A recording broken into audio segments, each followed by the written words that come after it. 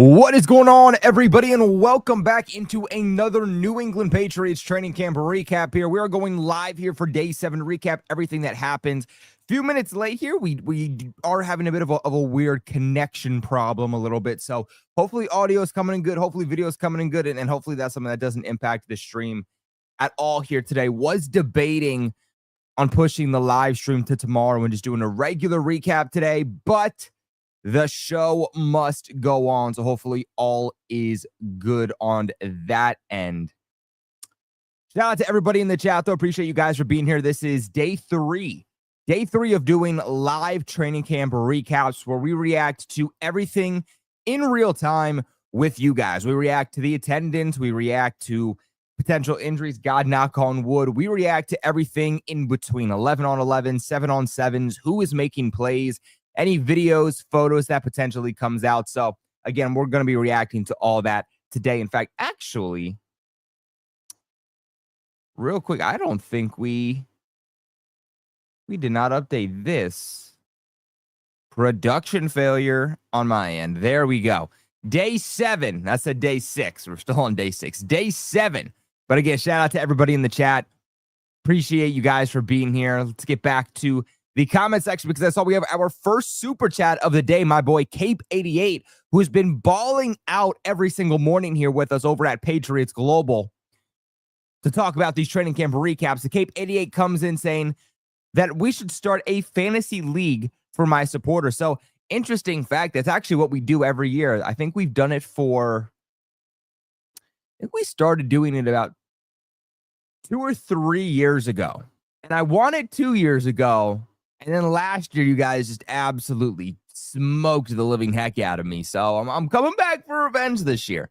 Coming back for revenge. But usually how it goes is Patreon members, they get exclusive access. It's usually Patreon members, and we might do channel members. I don't know how exactly we would open it up to just channel members. But usually what we do is we say, Patreon members, you guys get the opportunity first. And then after that, we open it up to everybody in the Discord chat. And I put the link in the Discord chat, and first come, first serve. The first ones who click the link and sign up are the ones that get to join the fantasy league. So we will let you guys know when that happens. Usually it is after the 3rd preseason game, and it's that dead week, that dead period before the start of week 1. So be on the lookout, Cape88. Be on the lookout. But let's go ahead and let's just get into some of the notes we already have here about training camp because we got the attendance. It looks like they're already starting the 11 on 11 periods. DTN, do me a favor. DTN, do me a favor and put the link to the Discord in the chat if you can. You should be able to put the link in there for anybody to join that wants to. So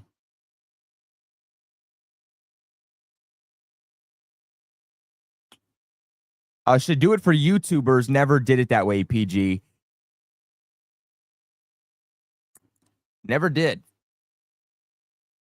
Well, do you mean I've never done it for YouTubers in the sense of like I should do a league with my fellow YouTube friends, or I should drop it here for the YouTube members? Because the Discord's free. Anybody could join the Discord.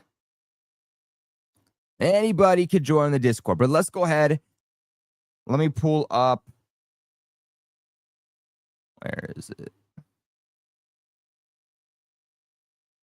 Evan Lazar. He's the first one who I saw report this, so I want to make sure I give him credit.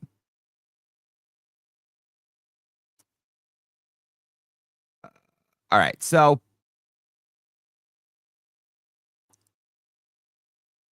first little tidbit we have here. This isn't anything breaking news, but if we got any Celtics fans up here in the building, you guys will think that this is pretty cool.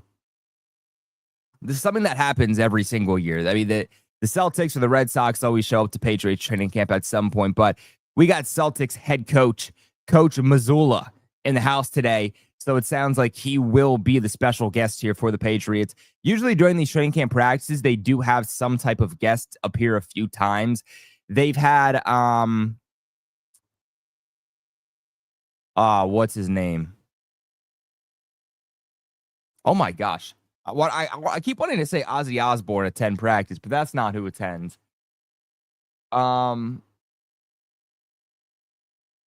oh my gosh, what's his name? It's gonna piss me off now. Um, I know the song he sings. It's like best friends with Kraft. Bon Jovi. Bon Jovi. Feels like he always shows up to Patriots practice at some point. So maybe we see him at some point, but Coach Missoula in the building. We had Julian Edelman there last year. In fact, Edelman always comes at some point, but he hasn't been there yet.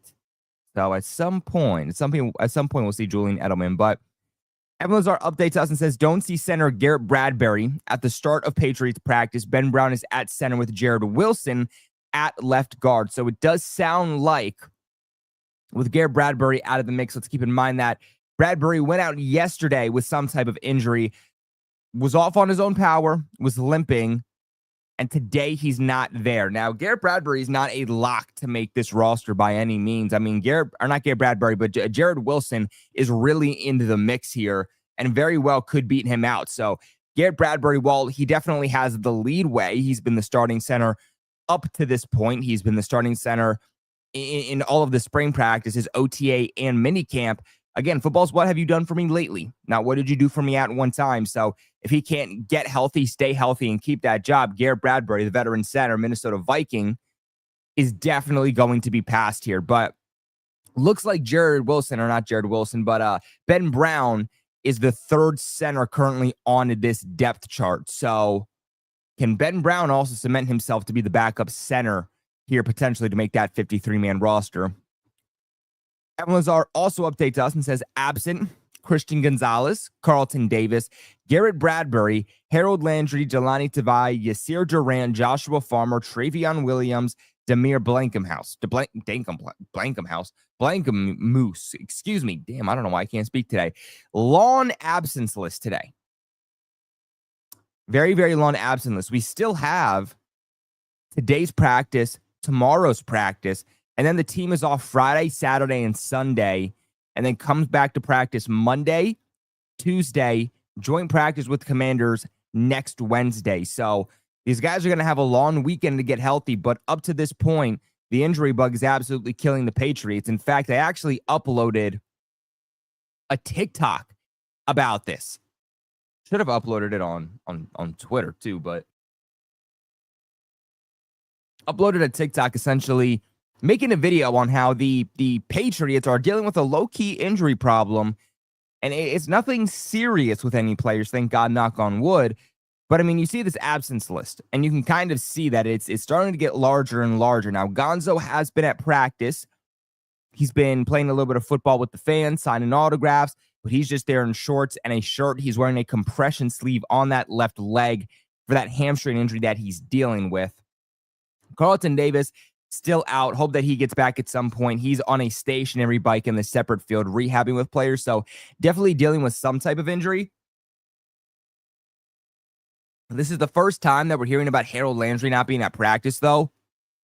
Didn't sound like he was dealing with any type of injury, at least nothing that was reported. Jelani Tavai still out. Yasir Durant out here. Joshua Farmer out. Travion Williams, the backup running back, he's also out. And he was someone that we didn't really see much during spring practices either. And so, excuse me. So, honestly, at some point, I wonder when they cut Travion Williams. He was the guy that, for the Cincinnati Bengals, had some good moments. But availability is the best ability. And if he's not going to show up to practice consistently, he's already on the outside looking in, right? Like, it's, to me, he's running back 5 on this current depth chart. So he's more so pushing for a practice squad role rather than a regular starting role. And so, honestly, turnover over the last couple of days. Watch this list.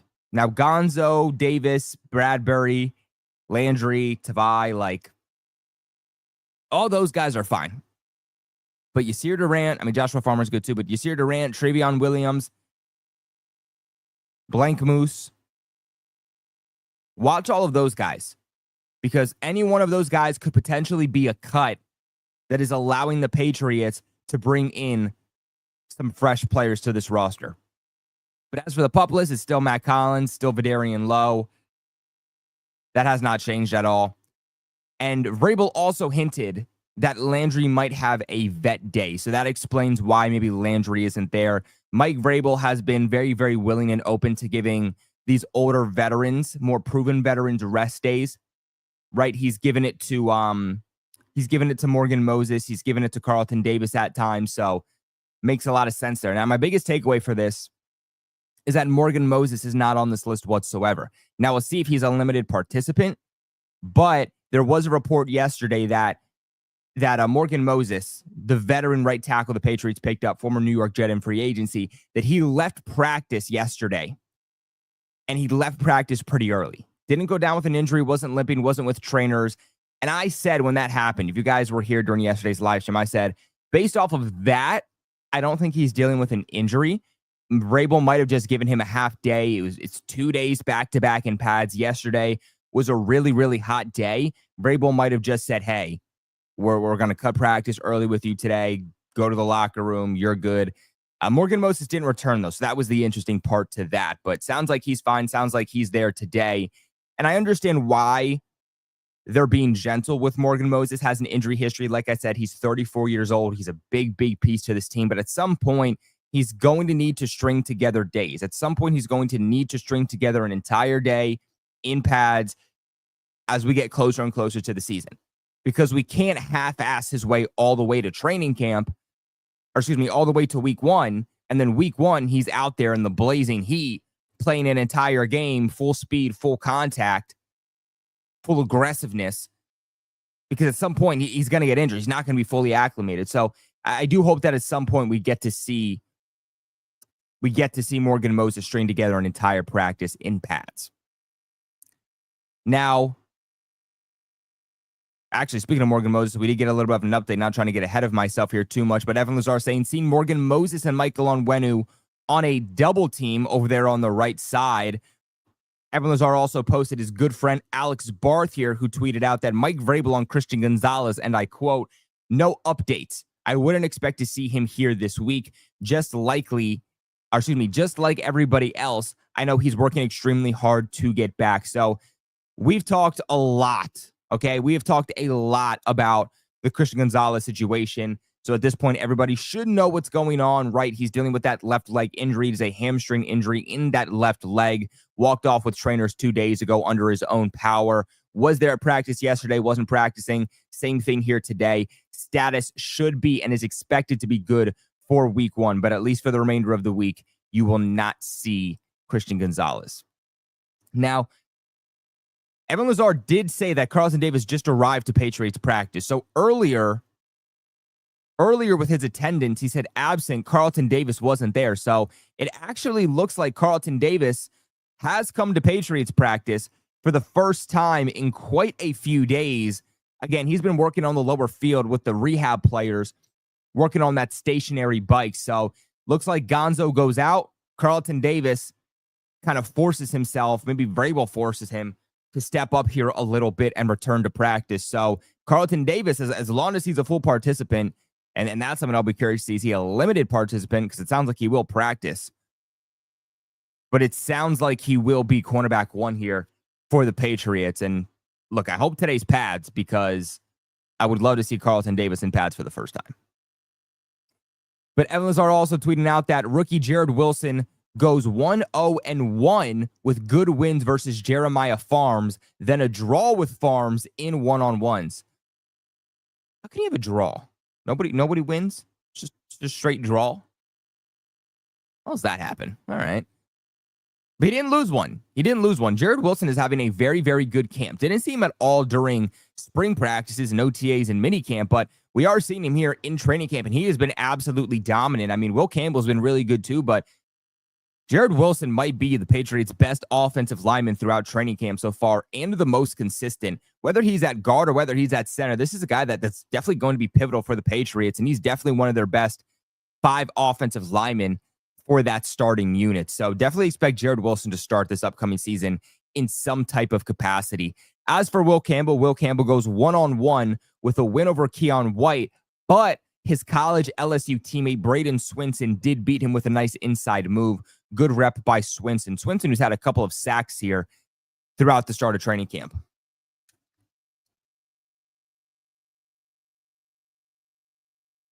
Now, Tyrese Robinson, the backup right guard, had the rep of the day in one-on-ones, putting Keon White into the ground on an interior rush. Robinson could be a solid depth at guard. So far, he's a guy that I think they do like. Now, there is going to be a battle. I don't think that I don't believe that at this point we should expect to see much from Layden Robinson. Now, again, a lot of football to still be played, but haven't heard his name much. Last time we did, he was rolling with the third-team offense. It's going to be an interesting battle because if Garrett Bradbury does start at guard, then that potentially pushes another guard off the roster. But if Jared Wilson, not Garrett Bradbury, but if Jared Wilson starts at center, that's going to open up another opportunity for a guard to make this roster. And so if ultimately Jared Wilson is your starting center, Cole Strange maybe is your starting guard, then I could definitely see Tyrese Robinson making this roster as a depth guard. But if you have Jared Wilson starting that guard, and you probably have Cole Strange as that depth, Tyrese Robinson maybe ultimately doesn't make the roster then. But definitely a guy that the Patriots like, certainly somebody to watch. But one of my other takeaways from this was a defensive standpoint, and that's the fact that Keon White still being used as a chess piece on this defensive line. He's being used all over the defensive formation, which I love to hear, because we heard that they were going to kind of anchor him over at the edge and let him develop at one position rather than moving him everywhere. And I liked that because it allowed him to finally get a feel and finally develop at one area. But I also said that I still do in some capacity want to see Keon White repped all over the defensive line. I want Keon White to be able to find his favorable matchups every single week and him be that bulldozer that gets that high sack count number every single week, right? Like they kind of did with Trey Flowers back in the day, right? Like Trey Flowers would rush off the right side. He would rush off the left side. He would drop back into coverage a little bit. You'd have him rushing from the interior. He was that chess piece, right? Trey Flowers was Dietrich Wise before Dietrich Wise. And Dietrich Wise obviously wasn't as good as Trey Flowers, but they served in that same role. I do think that Keon White is now going to serve that old Trey Flowers, that old Dietrich Wise role with a guy that, again, is going to be that movable chess piece to get your favorable matchups. Let's also keep in mind that Keon White was one of the best interior defensive linemen in pass rush in all of the NFL. Something to keep in mind there.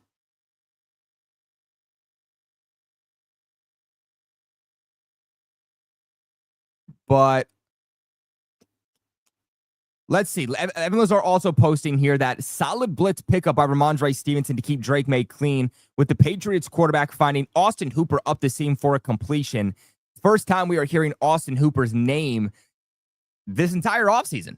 Really haven't heard anything from him, but Austin Hooper finally gets into the mix here for the Patriots. Been dealing with an injury that sidelined him for the majority there of spring practices. Sidelined him all of training camp up until yesterday, but we didn't hear much from him today. Finally hearing a little bit something from him. Up the seam, classic inline tight end that we love to see there from Josh McDaniels. Drake Maye too. I mean, that was his security blanket. That was Drake Maye's security blanket all of last year between Austin Hooper and Hunter Henry. That's another reason why I think the Patriots should only keep 6 wide receivers, is that you're going to see a lot of 12 personnel. You're going to see Austin Hooper and Hunter Henry get a lot of production and on the field at the same time. So that's 2 receivers right there that are also going to get some production for you. Everyone's are also saying, boom, Drake Maye throws an absolute dime to Kyle Williams on a go ball for a long touchdown. Pretty throw and catch. So it sounds like Drake Maye is absolutely balling yet again. Let's keep in mind, guys, knock on wood here, but Drake Maye has not thrown a single interception. In fact, let me make a pool here real quick.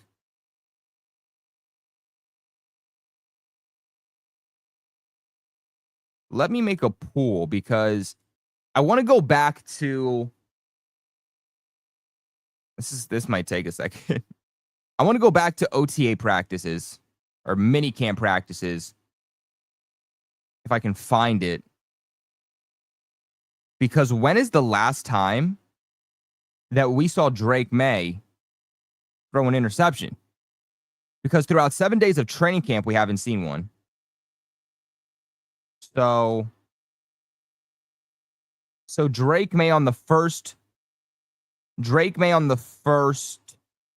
mini camp practice didn't throw an interception. Drake Maye. Okay. So the most recent practice we saw Drake Maye with an interception was the second day of mandatory minicamp. First day of minicamp, he doesn't throw a pick.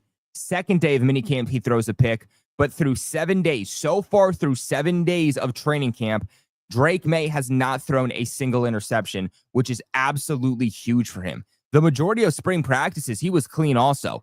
The majority of OTAs, he didn't throw an interception, but everybody freaked out because the first day of OTAs, he had that 4 interception day, and everybody freaked out. But nobody's talking about the fact that other than that, Drake Maye has not been turning the ball over. But, I mean, I'll be curious to hear. I wonder if another reporter lets us know here. But I would love to know how long this touchdown was, because we've heard that Kyle Williams has had a couple of big plays on go routes. Yesterday had another big play. I don't remember if it was for a touchdown or not. But yesterday, the rookie wide receiver had another big play on a go route, which is essentially him just running straight down the field, utilizing that speed. Keeping in mind that Kyle Williams was one of the best wide receivers in college this past season in touchdowns against man coverage and yards against man coverage. So, sounds like that chemistry between Drake Maye and Kyle Williams is really, really brewing. Now, moving on here, we got some news about the defense. K'Lavon Chaisson continues to stack days. He appeared to have 2 sacks in team drills already, both coming off of the left side. Now, we don't know who exactly he's going up against, but based off of reports, K'Lavon Chaisson has mainly been rolling with the second team defense. Now, that's not to say he's not going to make the roster. I definitely think K'Lavon Chaisson, as long as he's healthy, does make this final 53, but a lot of times, just based off the amount of players you have on the roster, guys who are going to make the roster have to rep with the second team. But K'Lavon Chaisson might be the defensive player throughout 7 days of training camp. He's really stringing together days. But let's see if we got any more updates here.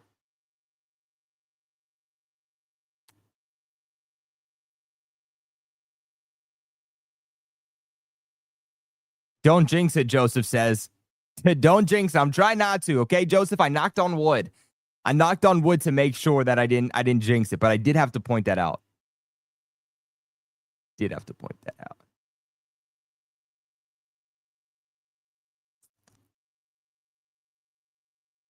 But let me see. We got one more update from Evan Lazar, but I want to see, do we get anything from Mark Daniels? Pretty much the same things. We do have a couple different pieces of news, though, from Mark Daniels. I want to get into those. But Evan Lazar did post a couple of other things. He said, well, actually, just one thing. He says, good day so far for Drake Maye. He just stood in a muddied pocket. I don't know, Evan. I believe you could have used a better word there.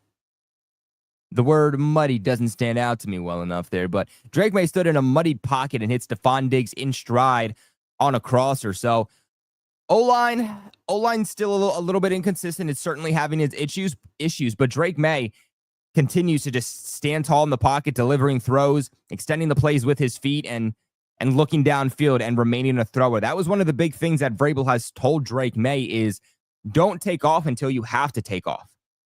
Remain a passer, remain looking down the field, even when you roll out of the pocket for as long as you can. And that's what we're seeing from him. And I think we're seeing this passing offense really come together. But like I said, I want to go to Mark Daniels here. because he has a couple of little tidbits that I wanted to get into. So Mark Daniels says, as others have noted, Patriots signed center Alec Lindstrom, who they reportedly signed today, a local guy. He is from Dudley and went to Boston College. Patriots add center depth after Garrett Bradbury suffered an injury yesterday. Bradbury isn't here today. So that gives us a little bit more insight into Garrett Bradbury. Is this injury maybe a little bit more severe than originally thought? Because if they're adding more depth to center, they obviously don't expect Garrett Bradbury to be here anytime soon. They don't expect him to be here today. They certainly won't expect him to be here tomorrow. So that's a storyline to watch. And if Garrett Bradbury stays this injured, is there a world in which Garrett Bradbury doesn't even make it to roster cutdowns? Is there a world in which Jared Wilson is looking so good at center that they just say, all right, Jared Wilson, you're going to be our starting center. We'll figure it out at left guard. Garrett Bradbury, we're going to release you with an injury designation. And when you're healthy, you can go pick whatever team you want to play for. That's not a report, but something to watch because Patriots, like I said, they add some center depth there today in Alec Lindstrom. But according to Mark Daniels here, Patriots offensive line without Garrett Bradbury from left to right is Will Campbell, Jared Wilson at left guard. So even with Bradbury out, it sounds like Wilson's still mainly repping at left guard. Jared Wilson will still take reps at center today, but at least so far from what's reported, mainly working there as a left guard. Ben Brown gets the nod at starting center, and then Michael Onwenu and Morgan Moses. Interesting that Cole Strange moved from left guard to backup center. Jared Wilson is the top left guard with Ben Brown at center. Interesting decision. Maybe they're just trying to give him more looks at left guard. Maybe tomorrow we see more at center. Maybe second half of practice we see him more at center. But I feel like I've heard more about Jared Wilson at guard than I have at center. And honestly, this could be that they feel that Jared Wilson is more of a developmental project at center because Jared Wilson's had quite a few issues with botched snaps. Him and Drake Maye having issues. So maybe until they get that under control, Mike Vrabel and Josh McDaniels are kind of just saying, all right, well, we're going to put you in at left guard where you're a little bit more consistent until we see that you can handle those snapping duties.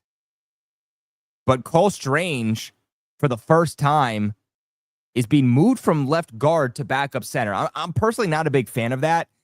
They moved him back to left guard all offseason, and now one injury to Garrett Bradbury, and we're going to give him reps at center again. I don't love that. But maybe it's another situation where they're saying, all right, well, if Jared Wilson's going to be our starting left guard, the only way that Cole Strange has an opportunity is as a potential center. So, look, a lot of moving pieces here right now. They're trying everybody everywhere, kind of just like last year. So you got Jared Wilson repping in at center and left guard. You got Cole Strange now repping in at center and left guard. You got a lot of guys cross-training right now. And then we kind of already touched upon these same things. Drake Maye hitting Kyle Williams, Caleb Von Chason. See if we have any other updates. So no other updates right now, at least not from Mark Daniels. We do got a little bit more news, though, going back to Evan Lazar. So, Efton Chisholm fans, we finally got a little bit something. Evan Lazar reports 3 minutes ago, nice job by Efton Chisholm sitting in an open zone void after a post-snap safety rotation. Saw it quickly, pass from Dobbs. So, sounds like Efton Chisholm working there with the second team offense, at least when this play occurred. I did hear today. Let me see if I can find the reports. Ooh, Zach Moss was just released by the Bengals. That's interesting.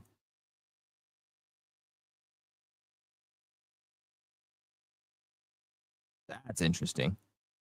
But let me see, because I did hear another report. So, according to Taylor Kyles, Efton Chisholm is, and I quote, leaving everyone he lines up against in the dust during red zone warmups.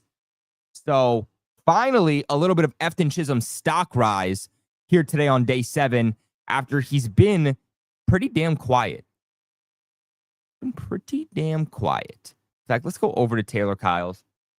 Let's see what he's reporting, because he usually reports like every little detail, which I love. Make sure you guys all hit that thumbs up button to help support me significantly.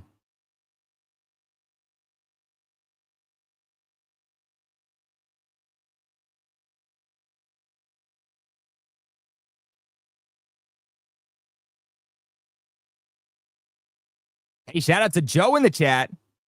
Joe Weather. That's actually, is that your real name, Joe? 'Cause that's a pretty dope name if that's your name. Joe Weather.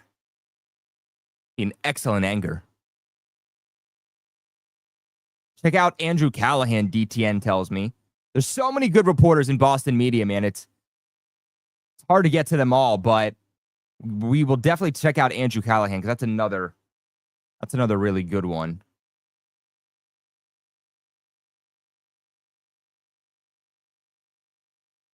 Trying to get to some of your guys' comments here also, interact with the chat a little bit. Hey man, shout out to Nicole in the chat. But I saw a comment I wanted to pull up. So Burley Sullivan comes in and says Chisholm practice squad. And right now, I feel like I have to agree. Now, there's a lot of football to still be played, so nobody getting mad at me. I'm an Efton Chisholm fan, man. I stan him.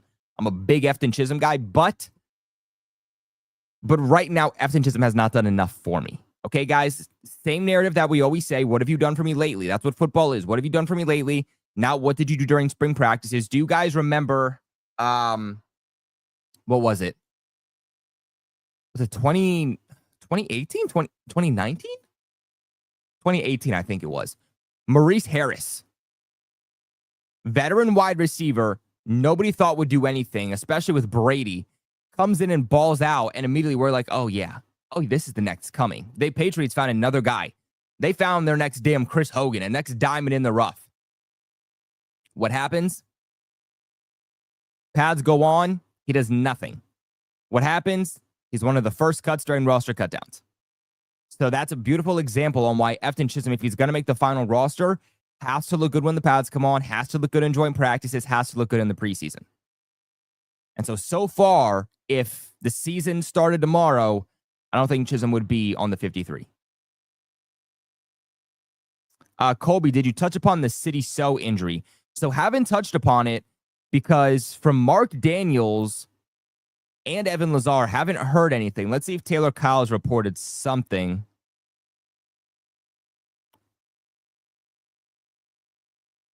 Taylor Kyles has reported quite a few things here.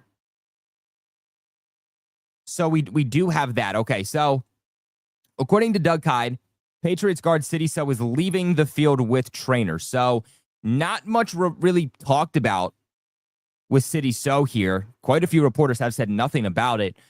But shout out to Doug Kyde, who comes out and lets us know that another injury has been added here for the New England Patriots. Of course, man. Like, thankfully, nothing seems serious, right? That's the best part. And you want to play it safe rather than sorry when it's practices and there's no reason to really push if it's not a game, it's not the regular season yet. I think a lot of these injuries, these guys would play if it was the regular season. But still, I mean, the injury bug has bit this team over the last 2 seasons. It's really been one of the many reasons on why they've been a 4-win team in the last 2 seasons. City So is a guy that I definitely think is competing to make the final roster, but City So has not been a guy that we've heard even repping with the first team offense.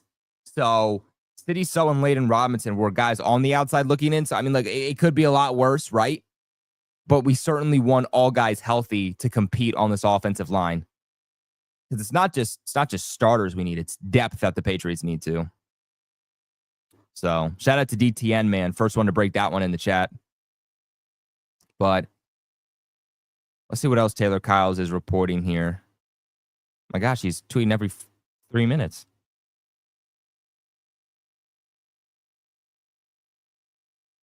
We'll get to that in a minute. I want to make sure we go in chronological order here. All right, so we got to all this.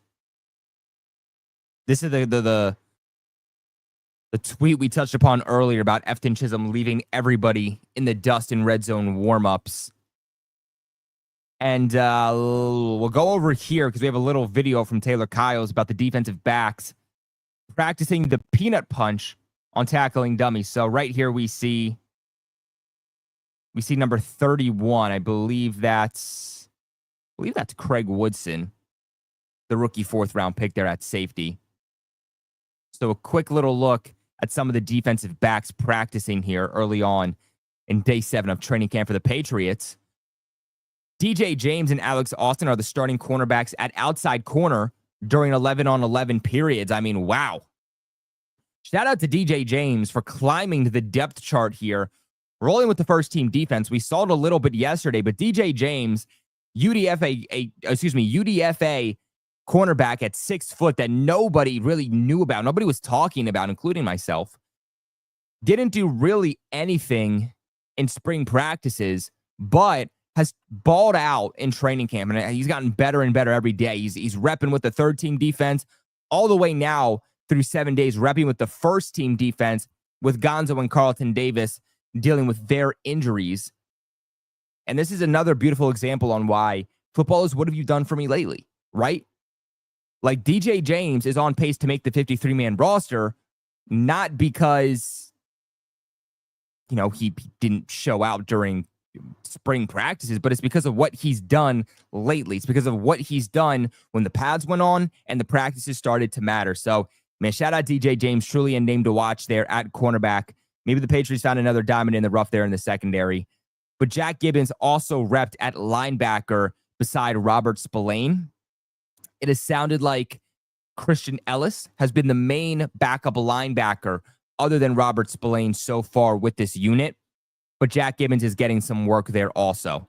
So it sounds like Robert Spillane, Christian Ellis, Jack Gibbons, those are your main linebackers here with Jelani Tavai out.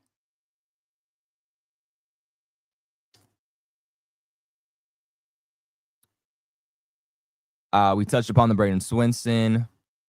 Now, UDFA edge rusher. This is a guy that I've told you guys to keep your eye on. Elijah Ponder. Okay? He's one of my favorite UDFAs.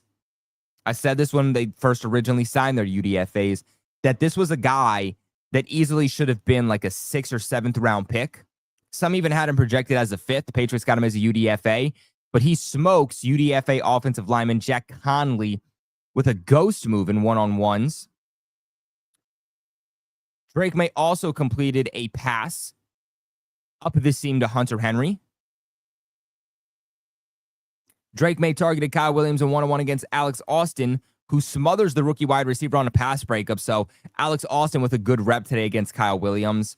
Marcellus Dial had tight coverage and a pass breakup against Efton Chisholm on an outbreaker. We got to the chase on one earlier. Some news about the UDFA backup running back, Lane Larison. He got a rep with the starters today and follows strong blocks from Hunter Henry and Kayshon Boutte for a big screen gain. First time we've heard really anything positive about Lane Larison. He's been pretty damn quiet, but got a rep here with the 1st-team offense today, so that's good for him. But a couple of days ago, had a rep as a kick returner and muffed the ball. So if Lane Larison makes the final roster, it's going to be based off of what he does in the preseason. We touched upon that one. Ooh, Austin Hooper had a long catch and run on a screen, but got stripped at the end of the play. Looked like Anthony Jennings was responsible. So stock up for Anthony Jennings. Austin Hooper with a bit of a rough play as he comes back here.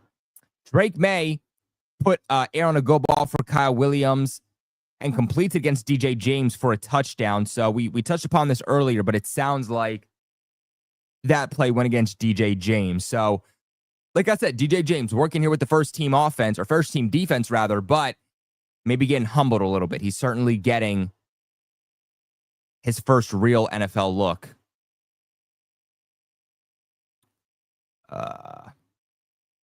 Looks like Alex Barr has given us, of course, Alex Barr has given us the update on the special teams unit here. It says back to alternating field goal days for both kickers. So yesterday was all the rookie in Andy Borgales. He went 6 for 6. Day prior, on day 5, it was all John Parker Romo, the veteran kicker, who also went 6 for 6.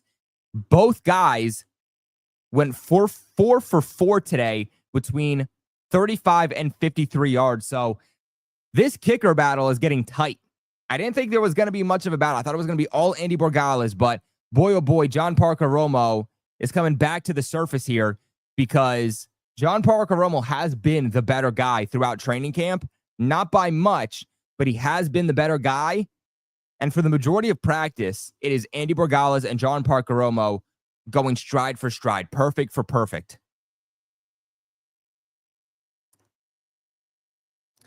So Drake Maye had 2 completions to Stephon Diggs early on in team periods.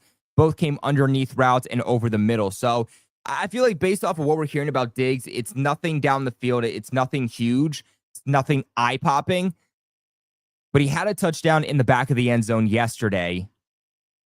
And it feels like the plays to Stephon Diggs from Drake Maye, they're mainly so just short dump offs, intermediate dump offs, move the chains, get first downs. Nothing really eye popping just yet.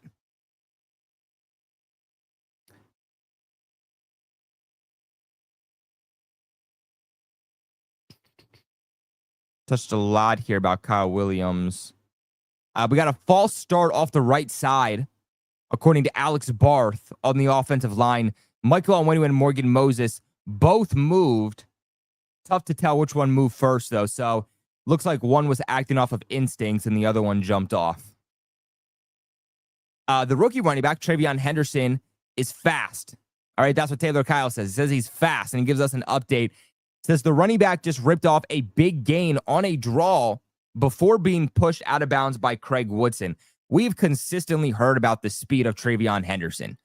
I mean, all training camp long, even sometimes during spring practices, it was just that, yeah, Travion Henderson, he's a different running back in this offense. He brings some real speed, and when he gets to the outside, he kicks it into a second gear. Now, as for maybe the backup spot here for tight end 3, got a little bit of news. G. Scott just split out wide for the backup offense and caught a hitch versus Isaiah Bolden. First time we've heard Isaiah Bolden's name.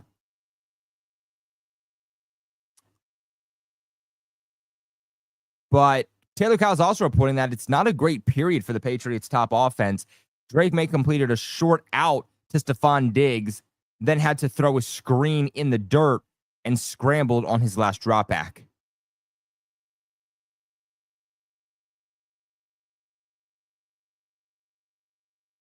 And then the most recent update we got is Jack Gibbons shut down Landon Larison's screen before it started. Feels like we get at least one of these plays a day from the linebacker room. So, hey, look, it's the Josh McDaniels special. Screen plays every single day at practice, baby. That's the Josh McDaniels special, baby.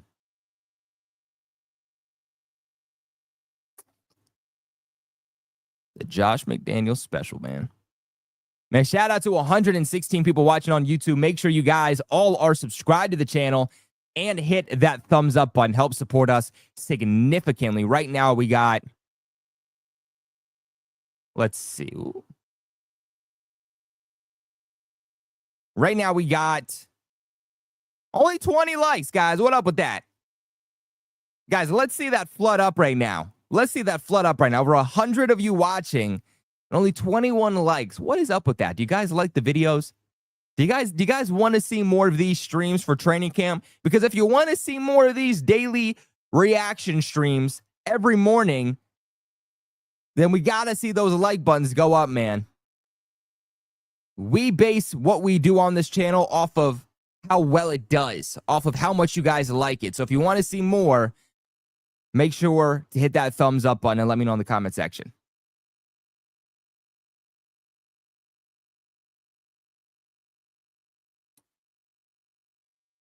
There we go. 41 likes already, guys. That's what we like to see. Let's try to hit 100 before the stream ends. Try to hit 100 before the stream ends. Wow, we've already been going for 45 minutes.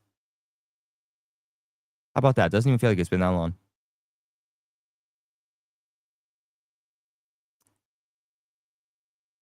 But all right, let's see what else we got here.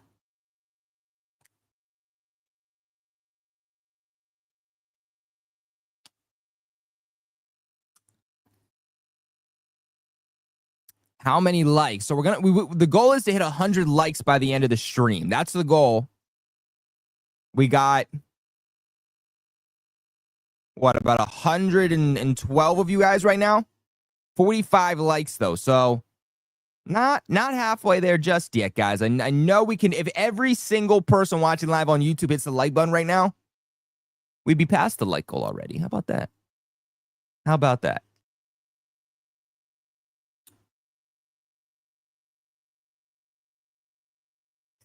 Let's see if we got any more updates. We'll go back to Taylor Kyles here in a minute. Where's my damn? Oh, there we go. Let's go to Mark Daniels. Always one of my favorite trustable sources here for the Patriots. So he does give us a little update on Will Campbell. He says, after one rough 11 versus 11 period, Will Campbell played better. I had him clean over the last 2 periods. So that's the one thing about Will Campbell is, like, he might make mistakes. Understandable. He's a rookie. But he gets better. He learns from them. He takes a mental note and he improves, just like Drake Maye. And that is the football IQ, baby, of Will Campbell. But day 7, Mark Daniels wrapping us up here. He says that 7-on-7s, Drake Maye goes 5 for 7. Joshua Dobbs goes 4 for 5. So Ben Woolridge didn't get any opportunities today for the first time in maybe all of practices. So Ben Woolridge, no opportunities. He had a pretty rough day yesterday, so maybe that's why. But Drake Maye 7-on-7s, 5 for 7. Dobbs 4 for 5. 11-on-11s. Maye 10 for 13. Dobbs 9 for 11. So overall, pretty consistent day passing wise in terms of completion for the offense, both starting and backup. Mark Daniels saying that efficient passing day for Maye and the offense. Some moving pieces with the offensive line due to Garrett Bradbury's absence. Stephon Diggs continues to look good. Exactly what Patriots fans wanted to hear.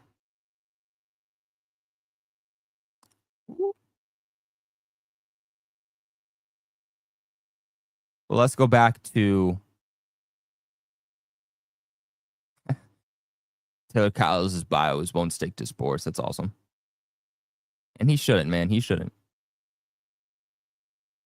So not much of an update here from Taylor Kyles. It looks like the most recent one was about Jack Gibbons blowing up that screen from Lan Larison. And now we're on to interviews. Now, Braden Swinson, right? A guy who I do think will make the roster as a 5th-round pick. A guy who was projected to be a 2nd-round pick, right? Like the consensus across the board from many was that Braden Swinson was a top 50 prospect, with a lot of people having him within the top 48. But Braden Swinson says it's always a competition between himself and Will Campbell, adding that they know each other better than anyone on the team after 2 years together at LSU, saying, and I quote, iron sharpens iron. Like I said, Braden Swinson has strung together a few good days. Really has.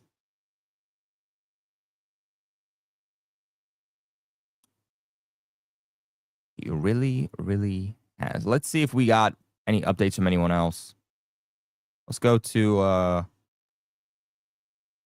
Alex Barth and see if he has anything to say. So Alex Barth, no, wait, that was 21 hours ago. We got a little bit of Javon Baker news here. He says Javon Baker with a toe tap catch on the sideline on a deep out against Isaiah Bolden.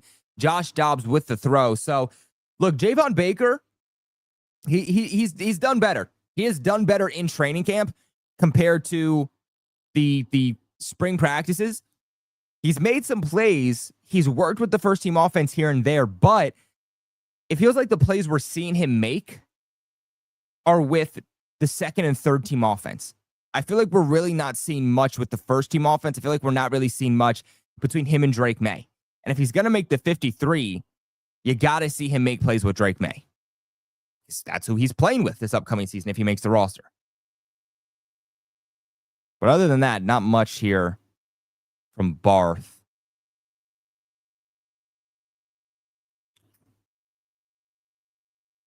Let's see if Taylor Kyles gives us any updates in terms of interviews. Nah, still the same there.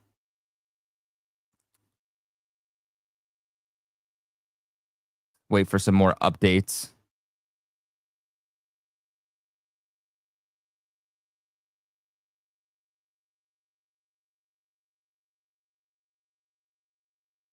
I realize I still have this up by you, Nicole. I didn't realize your how many likes comment I still had up there. That's my bad. That's my bad.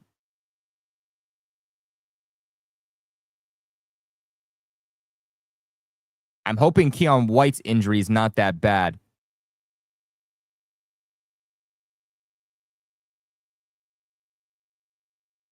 I haven't heard anything about Keon White, but again, I haven't heard anything from Taylor Kyles. Haven't heard anything from Mark Daniels. Let's look at Doug Kyde though, because Doug Kyde reported the City So injury.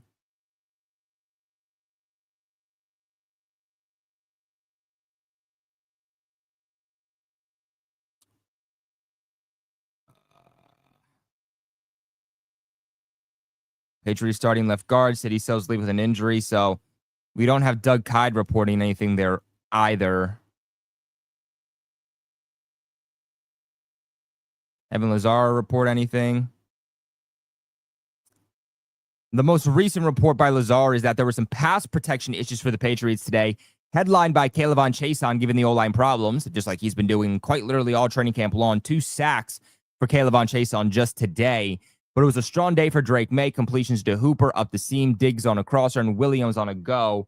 Those plays stood out.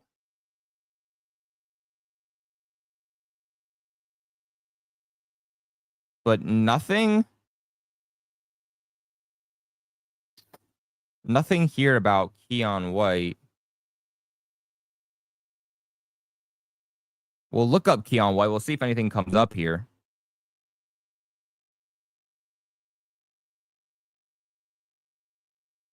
So we did get this one clip from Jerry Thornton. This was the 29th. This was yesterday. Was Will Campbell against Keon White on a 1v1 rep. Will Campbell looks pretty damn good. Okay? I'm not saying he looks perfect. He's still a rookie. He's still developing, but I mean, that's like 3 seconds as it is. The ball should have been out like halfway through this rep anyway. So, all right. So, okay. So from Mike Kadlick, it looks like we have this update. So far, Mike Kadlick is the only one I've seen report this. So far, Mike Kadlick is the only one that I've seen report this. So something to watch, but I do feel like if it was more serious, we should have heard more people reference it. So something to watch, because I definitely trust Mike Kadlick.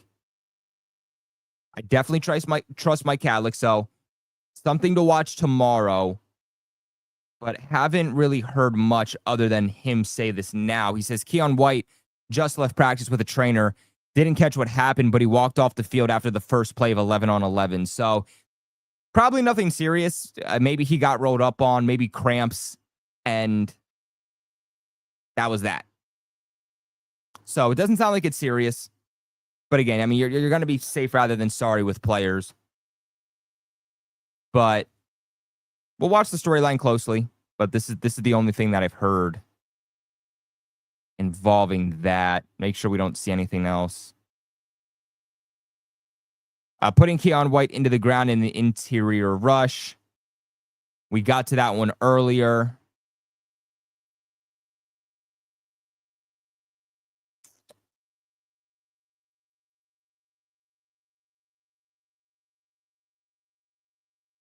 Yeah, other than that, that is the only source reporting that Keon White went down with an injury. So not really much in terms of that storyline. Not much there. Let's go back to Taylor Kyles to see what other updates he has for us. He says that Braden Swinson says that Joshua Farmer, I think he meant to say rips, not ribs. Yeah, Taylor Kyles, you hungry there, buddy? Got to give my boy Taylor Kyles some food, damn it.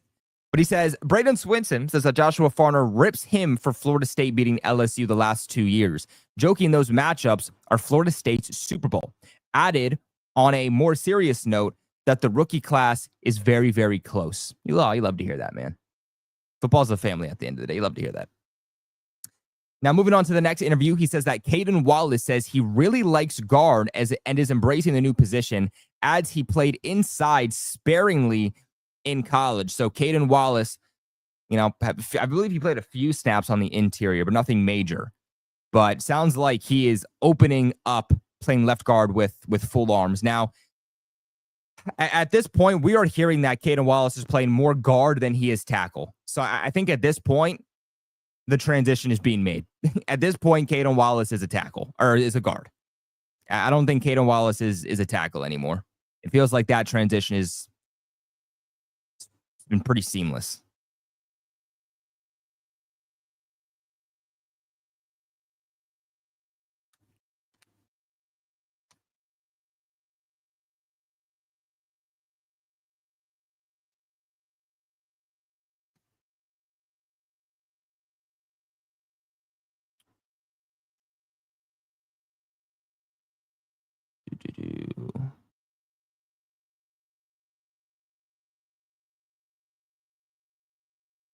See if we continue to get any updates here. Let me check Instagram and make sure I haven't missed anything. I've been on Twitter the whole time. See if we got any videos. So it looks like we got a couple videos.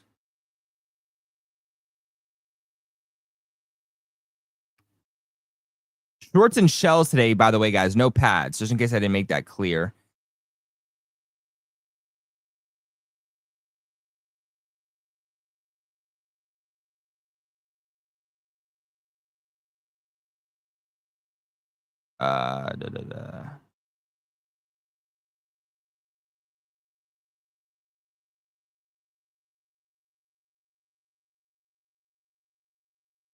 Trying to make sure we haven't missed out on anything else.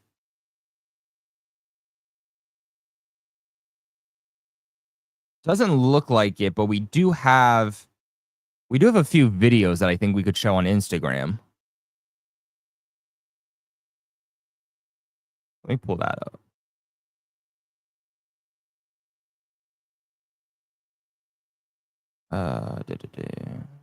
Okay. Let me pull up Instagram here for you guys.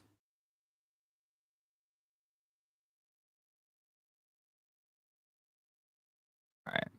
So again, as always, shout out to my boy Rob, Patriots7 on Instagram, friend of the podcast. You guys have seen him multiple times. This is where I'm getting these videos from. So make sure you guys go over to Instagram, show love to Rob. That's the handle right there. Let him know in the comment section, okay? Go flood Rob's comment section and tell him that Patriots Global sent you. Tell him that Patriots Global sent you. But we have this play today from Drake Maye in the first team offense with Travion Henderson. So we'll take a quick look at that. Drake Maye, just 7-on-7s. No offensive line or anything there, but working there closely in red zone work yet again. Patriots have done a lot of that the last 3 days. But looks like, we didn't see the whole play, but kind of looks like it was just an out route there. And Travion Henderson was working up against, let's see. So they put him in motion, goes out and works against, looks like Kyle Duggar there. Can't be for certain, but it does look like based off of the dreads, and I looks like I see a 2 and a 3 there. Looks like he's working up against Kyle Duggar. And just the speed of Travion Henderson and the ball placement of Drake Maye allows for the touchdown. And then another video we got earlier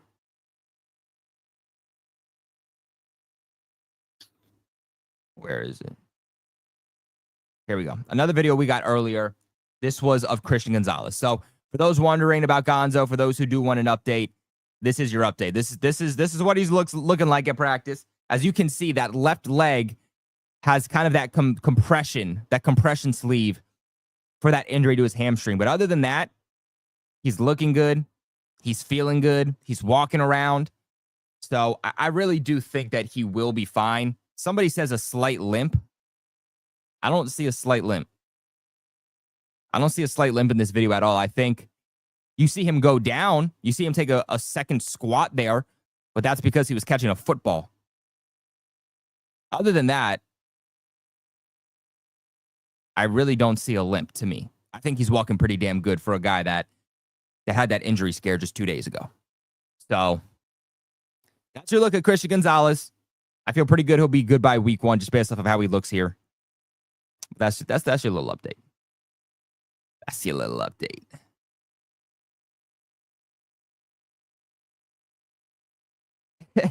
Swagger walk, no limp for Gonzo. Yeah, exactly, right? You know, when I be walking too, man, when I be walking in public, I'll be doing the same thing. You know what I'm saying? A little, what's up? What's up, you know? Oh, hit him with the stride. You know what I'm saying? I do that too. I can't even be mad. Can't even be mad.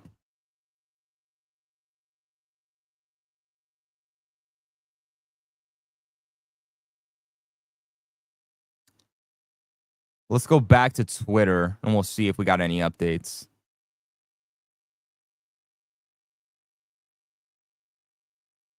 Oh, finally, some Milton Williams talk. But Taylor Kyle says that Caden Wallace calls the offensive line coach Doug Marrone a no bullshit guy who gives great corrections. I would hope so, as a guy who's a former head coach of the National Football League. Taylor Kyle is also saying that Caden Wallace calls Jared Wilson, and I quote, really effing good, noting that the rookie is among the players who've helped him transition inside, and calling Wilson a great athlete with three position versatility. So that's pretty impressive. I mean, Caden Wallace is young. He's only a second-year player. But the fact that Jared Wilson is as young as he is, Jared Wilson is only a one-year starter at center, and he's helping Caden Wallace make that transition to the interior is pretty big. I think Jared Wilson is going to be a big piece of this team. He's a leader. Jared Wilson already shown you that he's a leader. I said this before, but I think Jared Wilson is going to help be a great replacement down the stretch for David Andrews. But Milton Williams is saying that he's adjusting to the get-off that's expected from the Patriots attacking front, noting how Vic Fangio's system focused more on reading blocking schemes. So, you know, Milton Williams has struggled a bit. You know, he looks pretty good when it comes to pass rush. But even then, Jared Wilson has stonewalled Milton Williams and Christian Barmore, which that's not to take anything away from Williams or Barmore, right? I think Jared Wilson's just that good. But I've been a little bit underwhelmed with what we've seen from Milton Williams. He had a good start to training camp, and then the last few days, he's just been really, really quiet. And more specifically, in run defense, he's been really, really quiet. But maybe the reason that we haven't seen as much from him is because, again, he is adjusting to a different defensive scheme that's going to ask him to do very, very different things. Something to watch there. Something to watch.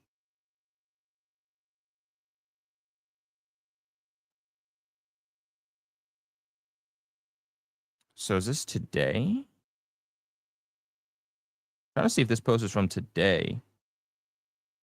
So this is. So you had Greg Bedard have a quote on Jared Wilson saying, and I quote, I think it's pretty clear to me that Jared Wilson is an NFL starter. And then there was a tweet from Evan Lazar saying, quote, outstanding work from guard/center Jared Wilson on one-on-ones, shutting down Milton Williams and Christian Barmore twice to finish 3-0. So this is something that's been consistent. We've heard this the last couple days that Jared Wilson performing well in the interior against Barmore and Milton Williams, but today backed it up and went undefeated against those guys. That's what you want to hear, man. Jared Wilson has definitely started on this O-line this season.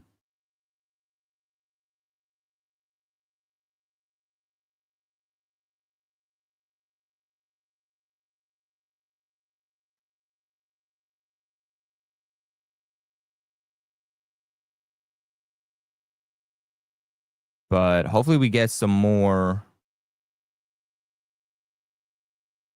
updates. Let's see if anybody else has given us any kind of update. Let's check Mike Kadlick. I feel like we haven't checked him. No. Nothing there.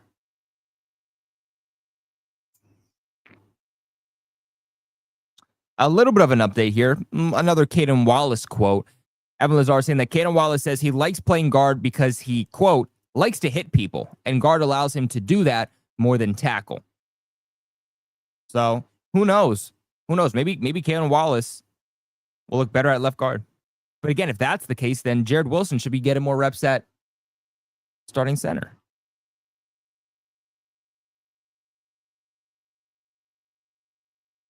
Anything by Mark Daniels? A little something.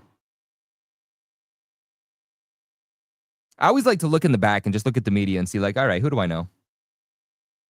Who do I know? I mean, they got Evan Lazar shook back here, man. I mean, come on. Come on, guys. We got to start muting these faces in the back of these interviews, because look at that.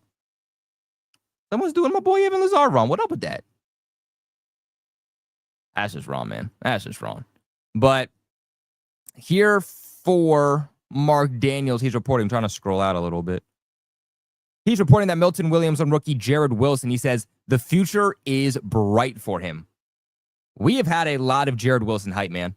I mean, Jared Wilson was one of my favorite selections in this past year's draft. I mean, he was great value, the best center in the entire class, and the Patriots get him in the third round. Late third round, too. I mean, we have heard nothing but praise for Jared Wilson, man. I'm excited to see him in the preseason. I'm so excited to see him in the preseason.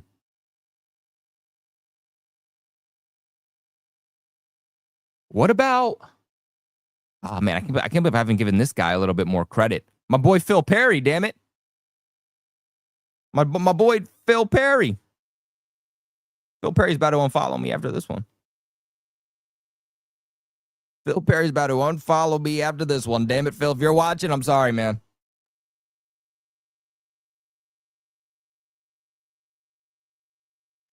Uh, 18 minutes ago, Phil Perry says rookie...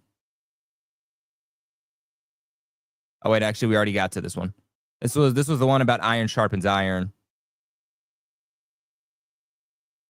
But I think this is a good little tidbit. 2 hours ago, he said, Mike Vrabel on quarterbacks running the football notes they want to make sure those guys are being smart in the open field, saying, quote, young guys feel like they're fearless. And that's great. Just have to make sure we're making great decisions. Saw some quarterback runs repped on Tuesday.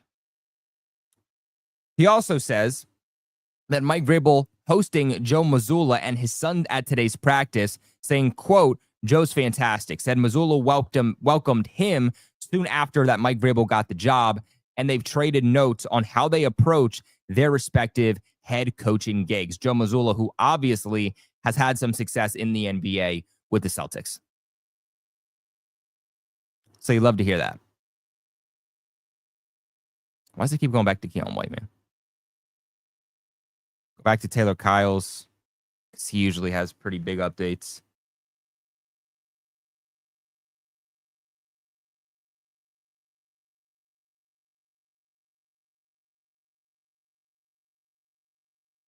Looks like they got some punting opportunity today, because Bryce Behringer calls rookie lawn snapper, who is a controversial pick among some Patriots fans, says Bryce Behringer calls lawn snapper Julian Ashby a grinder, praising the rookie for his work ethic and attention to detail.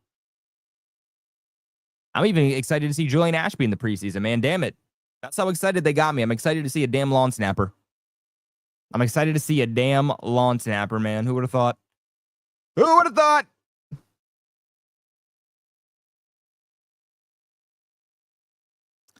Yeah, this is a great point. Great point here by Nikhil, who says, Colby, Jared Wilson ran a 4.84 in the 40. That is just a tenth of a second slower than Efton Chisholm. Now, that is fast for an interior offensive lineman, which I think is going to be big on why they also drafted somebody like Travion Henderson. You got somebody who's really, really fast for a tackle in Will Campbell, who you drafted as a young rookie. You got Jared Wilson, who's another young rookie in the interior. He's fast for an interior offensive lineman. And those guys, their ability to get off the line quick and get down the field quick is going to be huge for downfield blocking for somebody like Travion Henderson, who has that speed. And getting blocking downfield is going to allow him to burst off bigger runs because he can get in front of a defense, but he needs time to kick it into second gear. And so having those guys who can get downfield and actually block is going to allow the Patriots to have some big plays in the running game with somebody like Travion Henderson. I also think that just goes to show how slow Efton Chisholm is. Efton Chisholm isn't fast, but he's got like that short area quickness. You know, like Julian Edelman wasn't fast, but he had really good footwork that allowed him to get open short to intermediate.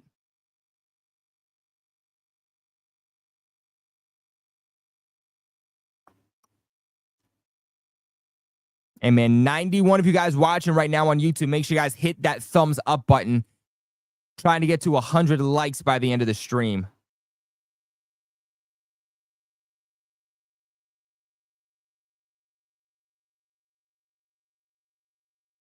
Wilson did have a high RAS score. Yeah. I mean, he was always a very athletic center. I think you're starting to see that.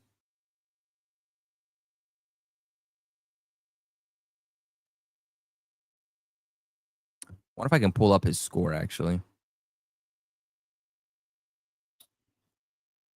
Go here real quick.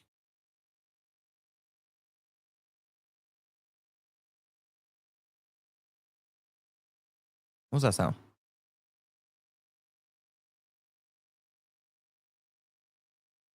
Jared Wilson.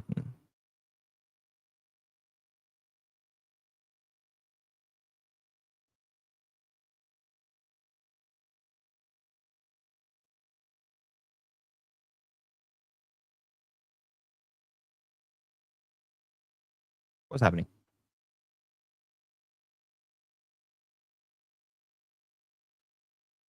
Dude, I'm hearing something. I'm hearing something.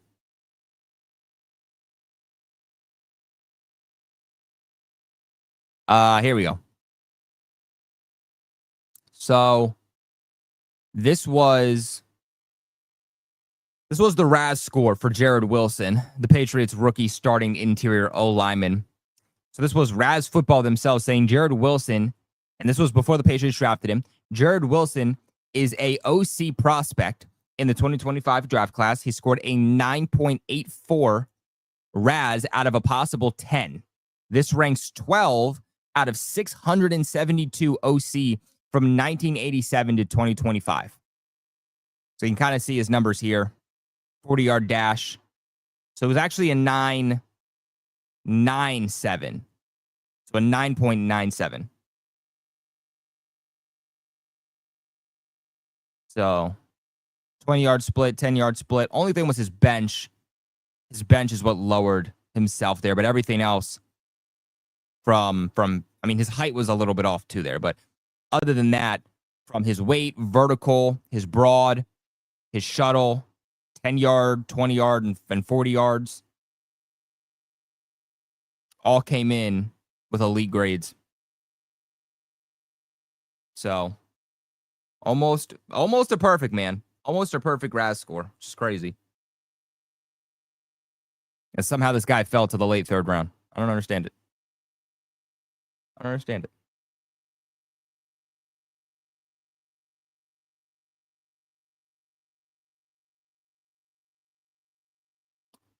But I see DTN wants to come on in. So we will allow the Patreon members to come in for a quick few minutes before we log off for the day, just to give their thoughts on maybe how training camp has performed so far. What have they seen from the first 7 days of training camp? So if you're a Patreon member, you want to come in real quick, let us know your thoughts here for a few minutes. We will upload that link for you guys.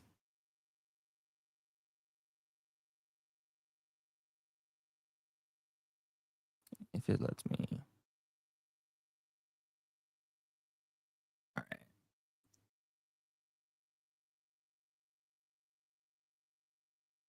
Training camp.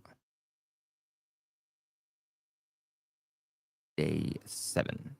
All right. So if you are a Patreon member, that was just uploaded on here for you. If you want to come in and let Pats Nation know how you are feeling, speak for Pats Nation, because I feel like I speak for Pats Nation, but it's also my job to report and also have a sense of being unbiased. So,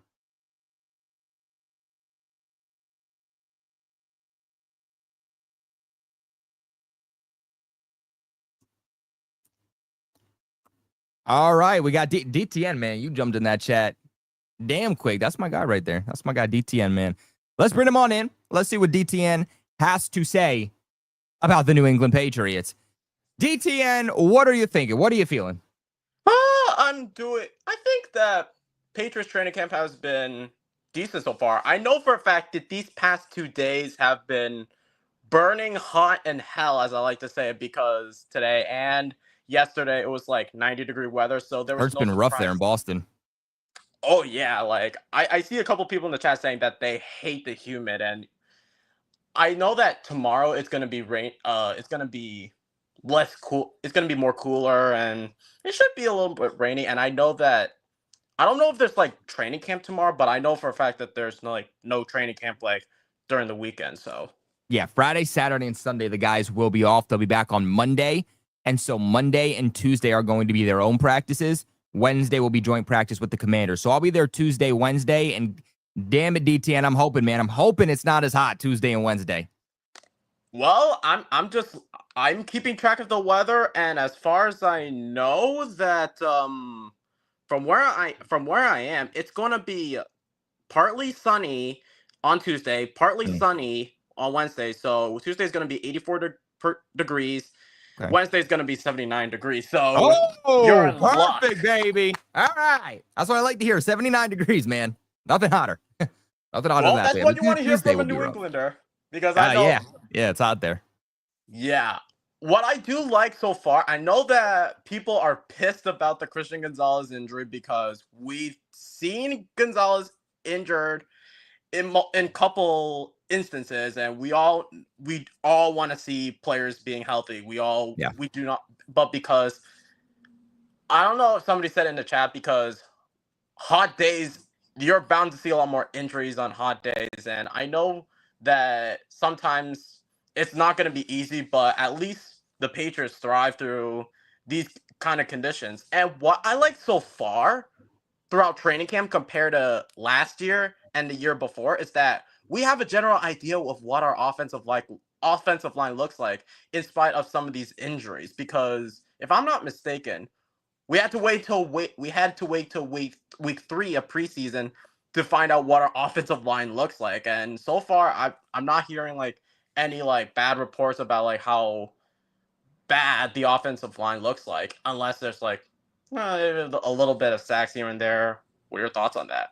Yeah, there's been some inconsistencies with the O-line in terms of pass protection, right? But like they put pads on for the first time only on Monday, right? I mean, today's Wednesday, so it's only been a couple of days, and the O-line has only been able to do so much when the pads aren't on, right? So that was kind of their first opportunity on Monday and Tuesday to really kind of grab a hold of each other and get a little bit more physical and really give our first look. So I do think they're still developing in pass protection. It definitely is better than last year, but it is still developing. There's a lot of inconsistencies still there for sure. I thought what stood out to me the most from this O-line from pads was more so the blocking in the run game. Will Campbell making some key blocks downfield. Jared Wilson making some key blocks downfield. That is a really underrated area that the Patriots have also been bad in. People think when I say the O-line's bad, it's just pass protection. But no, it's also been run blocking. How many times have we seen Ramondre Stevenson in the backfield gets the ball and there's 3 defenders immediately in his face? Patriots were actually the worst offensive line in the NFL last year, also in terms of run blocking. So I think that's also going to be something that is much upgraded. And I think we're going to see an uptick with this offensive line in terms of the running game, in terms of run blocking. So that's something that I'm excited for. Yeah. However, I know we did touch on the Christian Gonzalez and the Davis's injury. Excuse me. A little scared about depth, and we know that our starters have been doing really well, but I really want to focus on the depth, because if either of these starters go down and either Alex Austin or Marcus Jones has to step up to be cornerbacks 1 and 2, I'm scared about how the depth is going to look like, because I know DJ James has been shining. I haven't heard. I know Dial. We criticized him last year, and he's kind of doing a little better. But I'm a little scared about depth, because we know that if injuries kill us again, we have to make sure that the depth have to play at least above average. Yeah, I agree. I mean, there's some guys that could certainly go out there and still get. I know a lot of people were talking about Stephon Gilmore yesterday. Me personally, again, if Gilly wants to come here, I don't want to say on a pay cut, but if he wants to come here for not as much as he's going to get somewhere else and be okay with being cornerback 3, okay, because Gonzo, obviously, you're number 1. And then when it comes to number 2, I mean, you paid Carlton Davis more than enough money to come in here and be your number 2. You're not paying him that much money to come in here and be a cornerback 3. So I think as long as those guys are relatively healthy, then you're not seeing somebody like Stephon Gilmore come in. I think you're needing someone who's a lower tier than Stephon Gilmore. Asante Samuel Jr. has been another name that's thrown out there. I would not be against him, but I do think the reason he hasn't been signed is due to injury problems, and I don't want to have a guy here that I can't count on. You know, availability is the best ability. You can't make the club from the tub, as Boston media loves to say. So with that point, I think they would have to look elsewhere. Now, if they do need help at outside cornerback, I look at also somebody like Rasul Douglas, right? Somebody that they're very familiar with, as he is still out there. He's still a free agent, but most recently played with the Buffalo Bills and was still pretty damn good for them. So if these injuries do continue to present themselves, then I would definitely bring somebody in like maybe like a Rasul Douglas, me personally. Yeah. Also, the fact that also after hearing about Brock Lampy going down on IR, I was really high on Brock Lampy, considering that Josh McDaniels loves his fullbacks, especially when we had Jakob Johnson, when we had James Devlin in years past. I was very hopeful with Brock Lampy being a potential fullback, but now that he's injured, could you see, like, I heard reports that Jack Westover played some snaps at fullback yesterday. Would you consider seeing like one of our tight ends playing at fullback, or we're not going to have to rely on the fullback position this upcoming season? Yeah, it would really, really shock me if the Patriots decide that they're not going to roll with a fullback, just because Josh McDaniels historically has always used one. Now, some people might say, yeah, but like he hasn't been in New England since 2021, but he didn't just use a fullback in New England. He didn't just use a fullback the entirety he was here in New England. I mean, going back to the Brady era in the 2000s, to the end of the Brady era, to Cam Newton, to Mac Jones, always used a fullback. But his time when he was a head coach for the Denver Broncos, used a fullback. The time he was a head coach for the Raiders, used a fullback with Jakob Johnson. So I do think that, yes, he wants to modernize this offense a little bit more. He spent this past season working more at the collegiate level to understand how to modernize the offense and learn new concepts. But I think he also has to stick to his roots, and his roots have always been with that lead blocker on the outside, that lead blocker up in the middle to take on the linebacker for the running game. So I do think, especially with some of the concerns on this O-line, that's something they're going to stick with. Brock Lampy was rolling with the first team offense. He didn't hear much from him because he was a full he could do, especially when pads weren't on. But from what we were hearing, all the way dating back to spring practices, Brock Lampy was rolling with that first team offense. I think if he wasn't injured, he would have made the final roster. I do think that we will see an addition, a true fullback addition at some point. But I do think for now, until they build up that list, honestly, I think what you'll probably end up seeing, this wouldn't surprise me, is if a fullback somewhere else gets cut during roster cutdowns, Patriots pick that fullback up, and then he's your starting week 1 guy. Like, is there a world, and I'm not saying this is going to happen, but you never know, is there a world in which the Houston Texans, who I believe he's with right now, releases Jakob Johnson? And now you have that familiarity back, and Jakob Johnson knows the system. He knows Josh McDaniels. He's been here in New England, and he can immediately pick up right where he left off, to where, yeah, he wasn't here during training camp, but he knows the system to where you can rely on him immediately week 1. So I do think that they are going to teach these tight ends to work at fullback as a backup plan. I do think that they will keep 3 tight ends, and whichever tight end shows the best ability as a blocker in the passing game, but more specifically as a fullback, that'll be the guy that does ultimately end up making the 53. But I do think they will add a true fullback by week 1.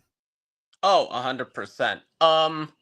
A final thing, and this is just an announcement, and then just a final announcement. Just if you guys haven't already, I already posted in the link early in the chat. Go and check out the Patriots Global Discord. I'll Yes, post sir. the link in the chat again because the boys in the Discord are hosting a.